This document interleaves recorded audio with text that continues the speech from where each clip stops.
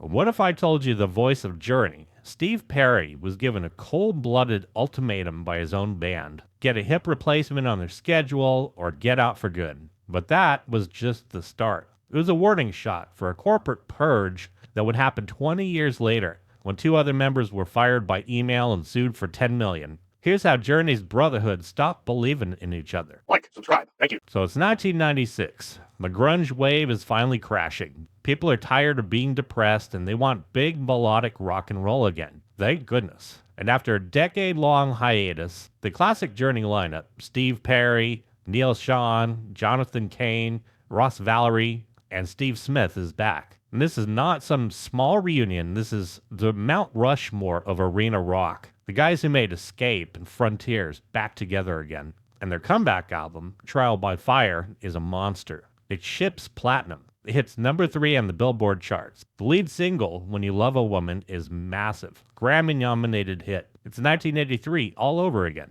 And the next logical step? A world tour. We're talking 60, 70, 100 dates. The money on the table is astronomical. The machine is well-oiled, the arenas are booked, and it's ready to go. But then, disaster. Steve Perry, the voice, the man everybody's paying to see, goes hiking in Hawaii before the tour can even start. He feels a pop in his hip. The pain is bad. And then it gets worse. So Steve goes to a doctor and gets the kind of news that stops a career dead. He has a vascular necrosis, a degenerative bone condition. His hip is basically rotting from the lack of blood flow. And the only permanent fix is a full-on hip replacement. This is not a sprain. It's not something you could play through with a couple cortisone shots. We're talking a major life-altering surgery. And Perry is understandably terrified. He's not ready to rush into getting a huge piece of metal hammered into his femur. So he wants to explore other options, maybe alternative medicine. He needs some time. He needs to heal. He needs to think. So he tells the band that the tour just has to wait.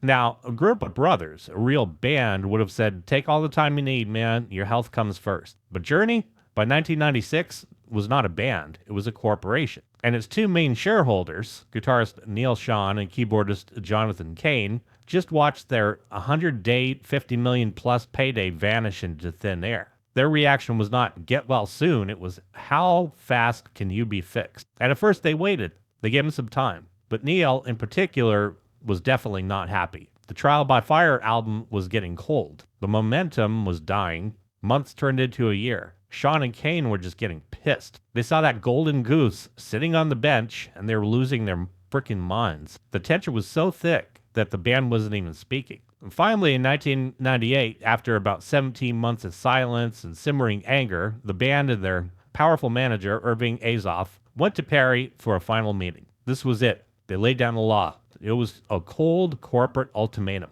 Get that damn hip surgery now. Get it done. Rehab on our schedule, get on the bus, or you are out of this band. They're done waiting. The money was waiting. The tour was waiting. And Steve Perry, the man who sang faithfully in open arms and loving, touching, squeezing, was being treated like a broken piece of equipment. He was devastated. He felt bullied. He felt betrayed. He later called it what it was, a divorce. These were not his partners, they were his bosses. And they were, in effect, firing him for being injured. Perry was like, no, screw that, man. He told them that he would not be divorced from his own band, and he wouldn't be bullied into a major surgery on their timeline. So he announced he was permanently leaving Journey. He was out. Done. He walked away from a huge band because his brothers treated him like a faulty asset. And what did Schon and Cain do? Well, they certainly weren't going to sit around and spend time grieving the loss of the most iconic voice, and one of them in the history of rock. They also certainly weren't planning on taking a year off to figure things out. Nope, screw that. Neil Schon gets a demo tape of a Journey tribute band called Tall Stories. He hears the singer, Steve Augury, who sounds just like Perry, and hires him on the spot. The machine had a new, replaceable cog, and it was back to making money. That betrayal was so blatant and cold that another member, legendary drummer Steve Smith, also quit. As we know, Steve is a musician's musician. His skills on the drum kit went well beyond Journey. If you check out his work with Scott Henderson, Frank Gambale, and many others, that dude could lay down fusion like nobody's business. But he wasn't there for just the paycheck. He was disgusted. He told people that the magic was gone. He said that a Journey without Steve Perry just wasn't a journey that he was interested in. So, like Steve Perry, he wasn't fired, he escaped. He walked out in protest in solidarity with Perry. And the classic brotherhood, or so it was called, was officially gone. It was just a business, and two of the founding partners, Valerie and now Schon and Cain, were the only ones left from the classic days. And Steve Perry, he just went silent. He disappeared from the public eye for almost 2 decades. He did get his hip surgery, but in '98, after he left the band on his own time, he healed, rode his motorcycle, tried to decompress and find himself again, away from the mothership, as he called it. And from that vantage point, he was able to watch from a distance as his old band became a full-on corporation, run with an iron fist by Schon and Cain. And if you think what they did to Perry was cold, that was just a practice run. It set the precedent. It proved that in the corporation of Journey, everybody was replaceable, even the guys who had been there for 40 years. Fast forward to March 2020, the two other guys from the classic lineup, original bassist Ross Valerie and Steve Smith, who actually returned, he came back in 2015, are all checking their email. The pandemic was in full swing at that point, and the world was shutting down, and they get this notification. They're out, fired, just like that.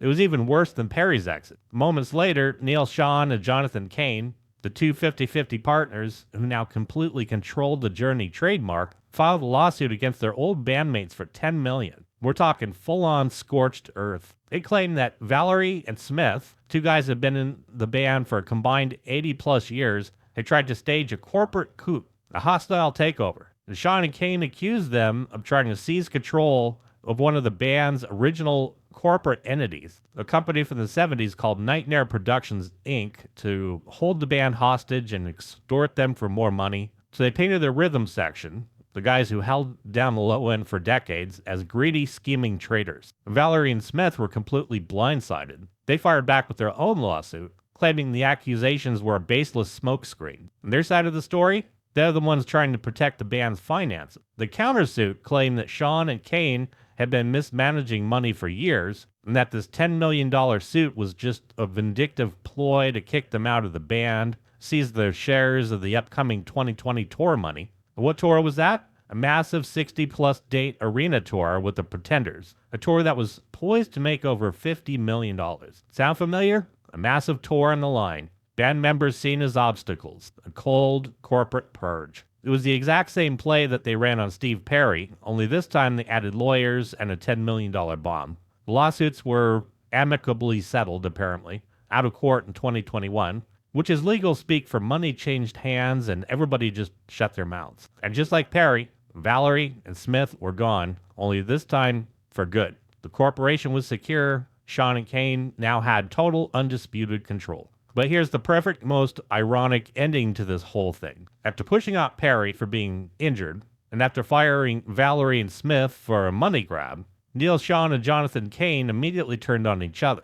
The two guys left standing, 50-50 partners, the ones who owned the whole corporation called Freedom 2020 Inc., started a civil war. In 2022, Cain sued Schon. Why? Over a credit card, an American Express card. Cain alleged in a lawsuit that Schon had been using the band's shared Amex for his own personal spending, to the tune of $1 million.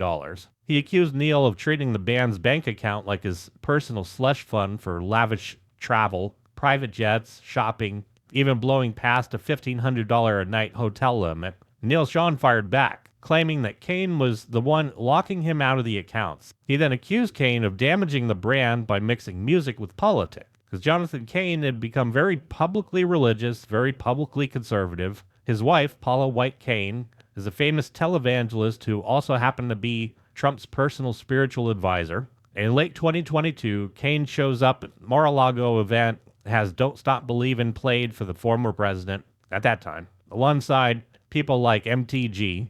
Neil Schon lost his mind. He went on Facebook ranting, sent a formal cease and desist letter saying Journey is not and should not be political, and that Cain had no right to use Journey for politics. And Cain shot back, saying that Neil Schon was the real one damaging the brand, citing Sean's bizarre behavior and past lawsuits against Live Nation. And it's the ultimate irony. The two guys who ran a multi-decade corporation with ruthless, cold-blooded efficiency, purging anybody who got in the way of the money, were now publicly ripping each other to shreds over that same money. And Steve Perry, he's at home, cashing his royalty checks, watching the two dudes who betrayed him for being hurt, turning on each other. He saw the partners who sued their bandmates for $10 million fight over a credit card bill. So yeah, Steve Perry definitely escaped that mess. He saw exactly what it was, a toxic business, and he got out with his dignity. He may have lost his band, but he definitely won the war. Smack that like button, smack the subscribe button, join the family. To my subs, you freaking rock. To my patrons, you freaking rock. Thank you for watching.